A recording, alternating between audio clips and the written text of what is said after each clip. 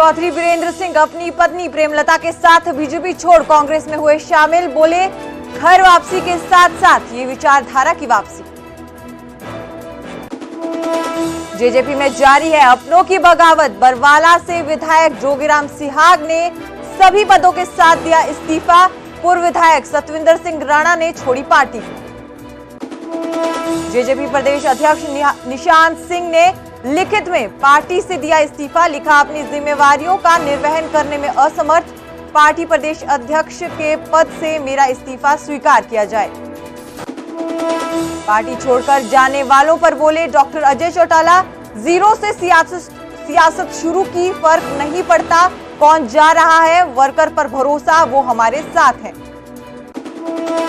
अजय चौटाला के बयान पर भड़के अभय चौटाला। जेजेपी में मची भगदड़ से हताश और निराश है अजय चौटाला। ये लोग सामाजिक और राजनीतिक तौर पर नकारे जा चुके हैं।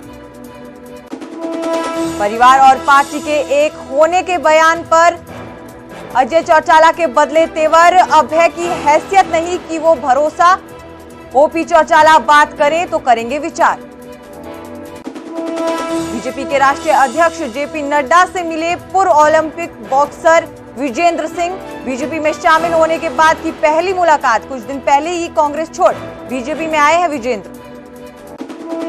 साइबर सिटी में बदमाशों का खौफ। 20 से ज्यादा बदमाशों ने नौरंगपुर गांव के अखाड़े में घुसकर खिलाड़ियों को पीटा। सीसीटीवी में कैद गुंडागर्दी। अरविंद केजरीवाल को दिल्ली हाईकोर्ट से नहीं मिली राहत। गिरफ्तारी को चुनौती देने वाली याचिका खारिज। कोर्ट ने कहा, ईडी के पास केजरीवाल के खिलाफ साजिश में शामिल होने के सबूत। हाईकोर्ट ने केजरीवाल की गिरफ्तारी को कानूनी तौर पर बताया सही। कहा, मुख्यमंत्री और आम नागरिक के लिए अलग कानून नहीं, पीएमएल की धारा 70 का बनता है केस। आम आदमी पार्टी की ओर से हाई कोर्ट के फैसले को चुनौती देने की तैयारी। सुप्रीम कोर्ट जा सकती है आम आदमी पार्टी। कथित शराब घोटाले में तिहाड़ जेल में बंद है केजरीवाल। आज चैत्र नवरात्रि का पहला दिन। मां शैलपुत्री की हो रही पूजा। मंदिरों में सुबह से ही भक्तों की लगी लंबी कतारें। 9 दिन तक मां के अलग अलग 9 रूपों की होगी पूजा।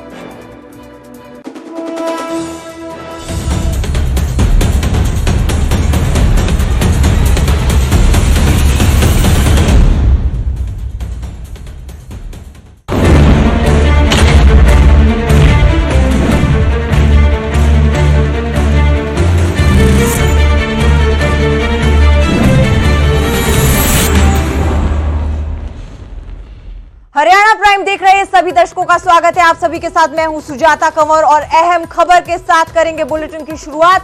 पूर्व केंद्रीय मंत्री चौधरी वीरेंद्र सिंह ने घर वापसी की है। धर्मपत्नी प्रेमलता के साथ कांग्रेस में शामिल हुए हैं। घर वापसी के साथ साथ उन्होंने कहा कि ये विचारधारा की भी वापसी है। रणदीप सुरजेवाला को मेरे मामा का बेटा और भूपेंद्र सिंह को कहा कि वो मेरे बुआ के बेटे हैं।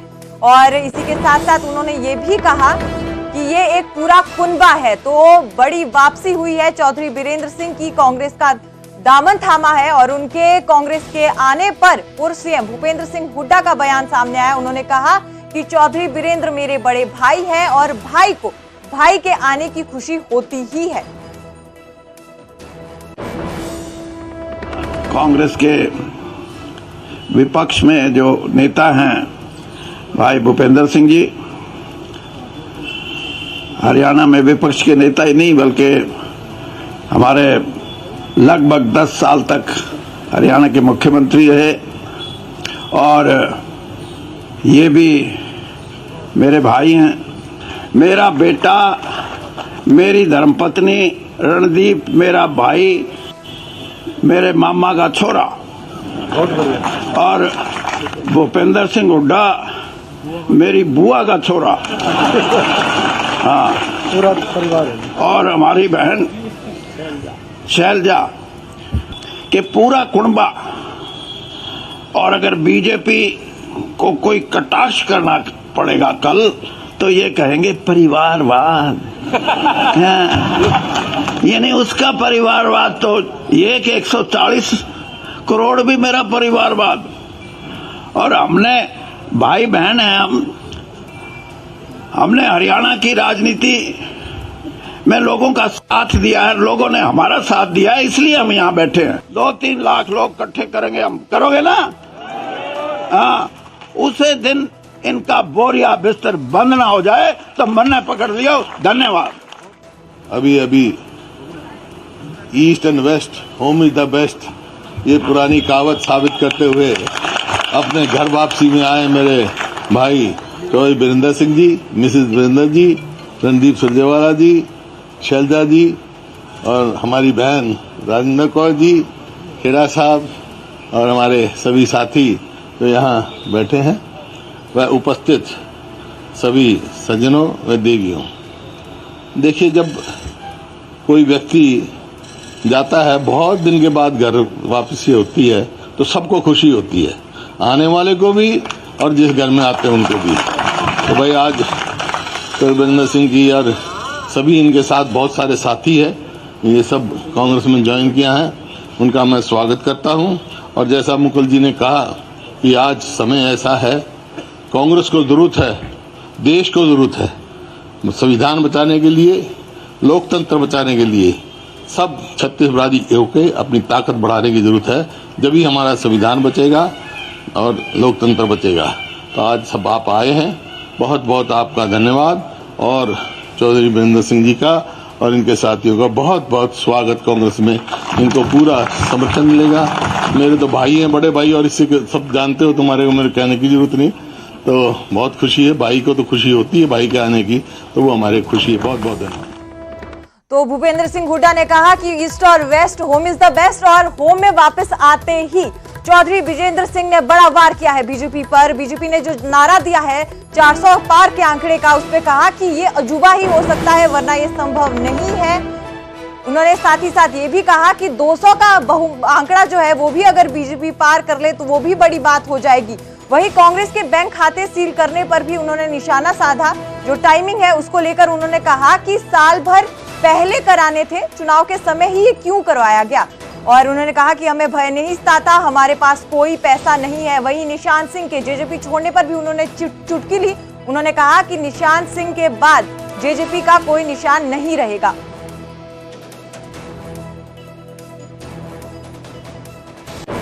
में आने वाला जो चुनाव है लोकसभा का, उसमें मेरा अपना ये मानना है, पिछले 1-1.5 महीने से बहुत बड़े स्तर पे जो एक हवा चल रही थी, एक एटमॉस्फेयर था भाजपा के पक्ष में, वो अब उसने अपनी दिशा बदल दी है और दिशा भी भाजपा के कार्यकलाप से बदली गई है। कांग्रेस का, अगर आपको कांग्रेस के बैंकों के अकाउंट सील करने थे तो साल भर पहले करते या चुनाव होने के बाद करते, लेकिन जिस तरह कांग्रेस के बैंकों के खाते बंद किए गए, उससे आम जनसाधारण में यह है कि ये तो बहुत बड़ी ज्यादती है। इसी प्रकार से जो इलेक्टोरल बॉन्ड थे, उन्होंने भी साबित कर दिया कि जितना बड़ा घपला, और वो भी इसकी नई तकनीक से, यानी इंफॉर्मेशन टेक्नोलॉजी में। लगातार मैं कह रहा हूं, मैं फिर उस बात को दोहरा रहा हूं पूरी मजबूती के साथ और जिम्मेदारी के साथ कि ये पूरा का पूरा मामला भारत की राजनीति में आजादी के बाद से लेके सबसे बड़ा राजनीतिक षड्यंत्र है। एक गहरी साजिश के तहत यह मामला बनाया गया है और इस मामले के पीछे किसी घोटाले की जांच का मकसद नहीं है। दिल्ली की प्रचंड बहुमत से चुनी हुई अरविंद केजरीवाल को गिराने और खत्म करने का मकसद है। पंजाब की प्रचंड बहुमत से चुनी हुई सरकार को गिराने और खत्म करने का मकसद है।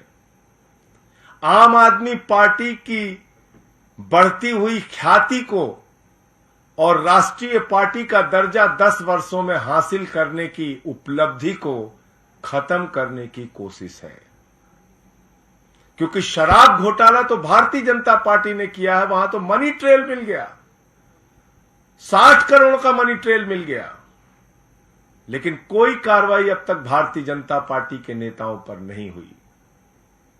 और अरविंद केजरीवाल जी के मामले में झूठे गवाह तैयार किए जाते हैं, बेबुनियाद आरोप लगाए जाते हैं।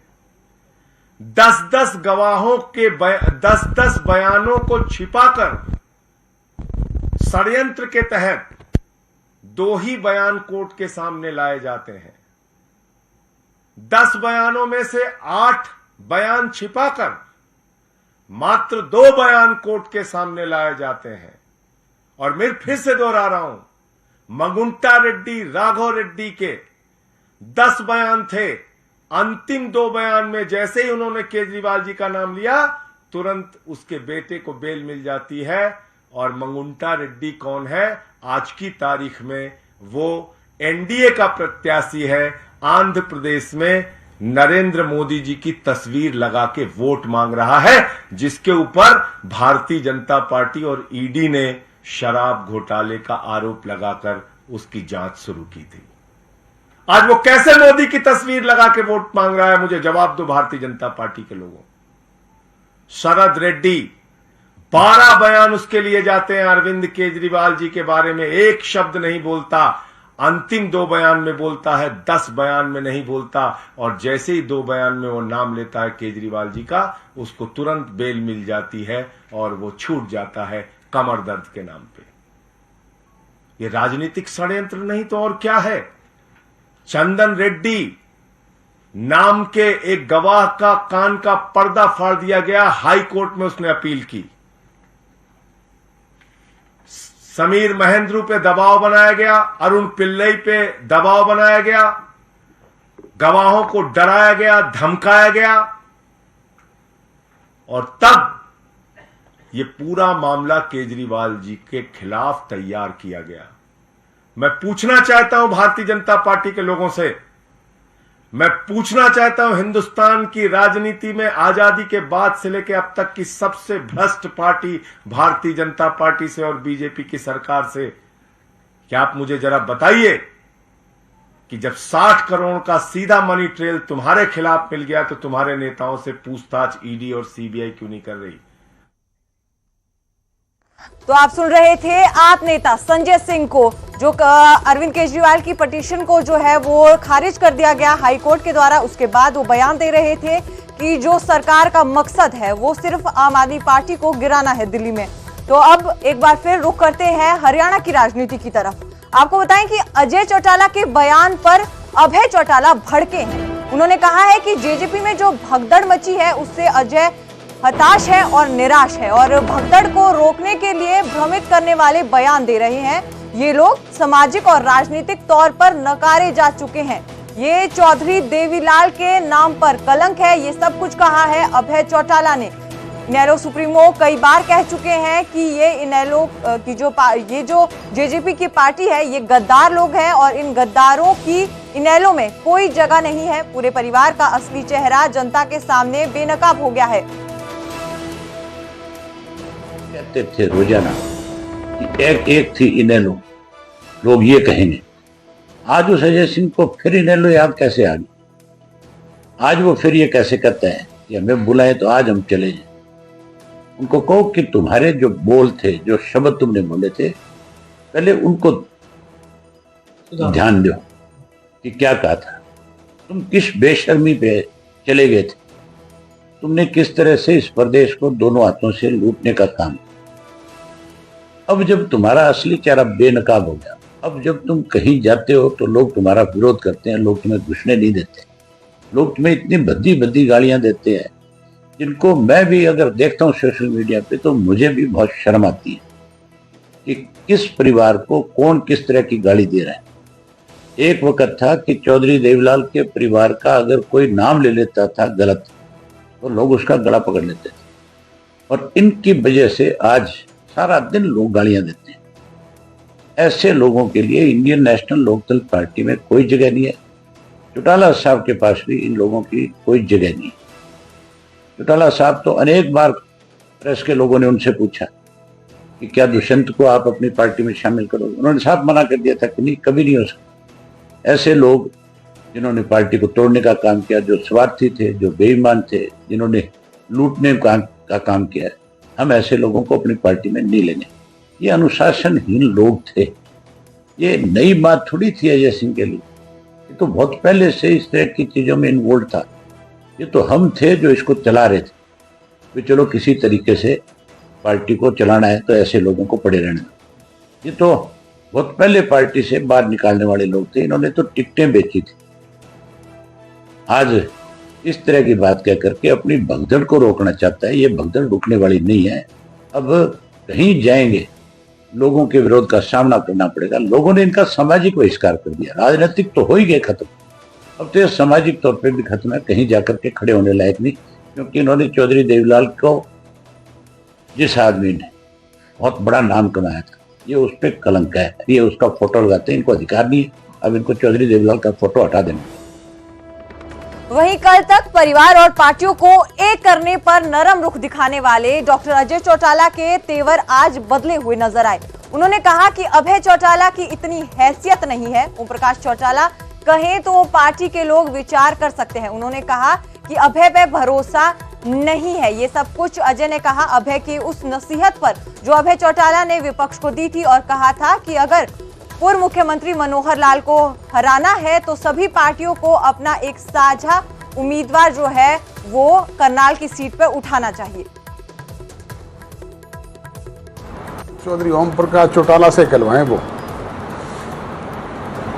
अभय सिंह चौटाला की हैसियत ये कहने की नहीं है।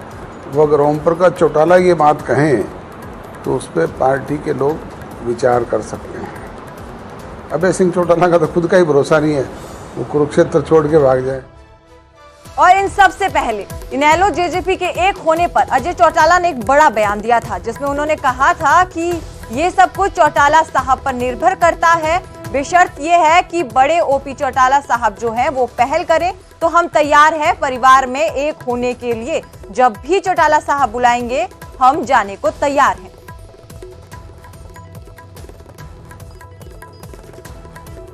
जेजेपी और इनेलो एक मंच पर क्या आ सकते हैं? अब ये तो चौटाला साहब पे निर्भर करता है। ये बड़ों का काम है कि वो पहल करें। क्योंकि राव बहादुर सिंह भी कई बार कह चुके हैं कि इनेलो और जेजेपी को एक करने की कोशिश की जा रही है। अनेक लोग इस बात के लिए प्रयासरत हैं, पर मैंने कहा ना कि ये पहल तो बड़े हैं चौटाला साहब, उनको करनी है। नहीं, चौटाला साहब पहल करेंगे तो एक होने के लिए आप सहमत हैं? तो कल बुलाएंगे तो हम तो कल चले जाएंगे। हुई उस दिन भी यही कहा था कि एक दिन ऐसा आएगा जब चौटाला साहब खुद रीथिंक करेंगे, और वो रीथिंक करते हैं तो हमें कोई दिक्कत नहीं। क्योंकि आगे गठबंधन किसी पार्टी के साथ हो सकता है विधानसभा और लोकसभा में। वहीं जेजेपी में संकट की घड़ी जो है वो बनी हुई है, क्योंकि पार्टी में बगावत जारी है। जेजेपी विधायक जोगीराम सिहाग ने इस्तीफा दिया और सभी पदों और जिम्मेवारियों से मुक्त करने को कहा।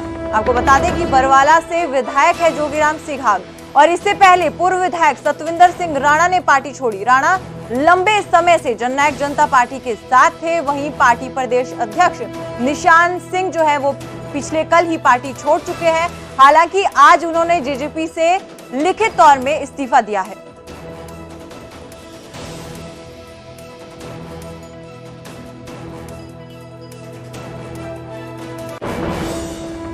वहीं पार्टी छोड़कर जाने वालों पर डॉक्टर अभय चौटाला ने कहा कि किसी के आने और जाने से कोई फर्क नहीं पड़ता। उन्हें वर्कर्स पर भरोसा है और वो हमारे साथ है।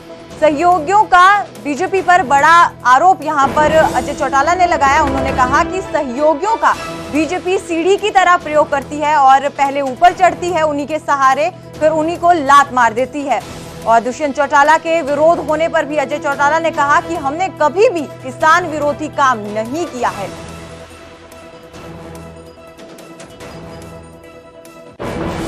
कोई फर्क नहीं पड़ता कौन आया कौन गया। विश्वनाथ प्रताप सिंह हमारे साथ आए, हमने प्रधानमंत्री बनाया, वो भी गए, उन्होंने चौधरी देवीलाल को निकाल दिया, फिर क्या फ़र्क पड़ता है। हमने कोई किसान विरोधी काम आज तक किया हो तो बताओ। किसान की 14 फसलें एमएसपी प्राइस पे बिकवाई कि नहीं बिकवाई? आज वही सरसों है, ढेर लगे हुए मंडियों में, आप जाके देखो। एक कमीशन एजेंट नियुक्त कर दिए सरकार ने, कोई खरीदने वाला नहीं है। और दुर्गति हो रही है उसकी। जो पिछली बार 9,000 पे बिकी थी, आज 4500 पे बिक रही है। मैं ही नहीं कहता, जितने भी राजनीतिक दलों ने भारतीय जनता पार्टी के सहयोग के तौर पे काम किया है, वो सब ये कह रहे हैं कि ये सीढ़ी के तौर पे इस्तेमाल करते हैं। चढ़ने के लिए ऊपर तक जाते हैं और बाद में सीढ़ी को लात मार के गिरा देते हैं। और अब बात करते हैं मुख्यमंत्री नायब सिंह सैनी की, जो आज रोहतक से पार्टी प्रत्याशी डॉक्टर अरविंद शर्मा के समर्थन में, जिन्होंने विजय संकल्प रैली को संबोधित किया। सीएम ने कहा कि प्रदेश की सभी 10 सीटों पर कमल खिलाना है और रोहतक की सीट हमारे लिए प्राथमिकता है। वो यहां से जनता से अपील करते हैं कि डॉक्टर अरविंद शर्मा को भारी मतों से जिताएं। डॉक्टर अरविंद शर्मा ने कहा कि डॉक्टर अरविंद शर्मा के विरोध में उन्होंने कहा कि कुछ जगहों पर कांग्रेस ने युवाओं को बहका रखा है और उनका विरोध करने जैसी गतिविधियों में भेजा जा रहा है।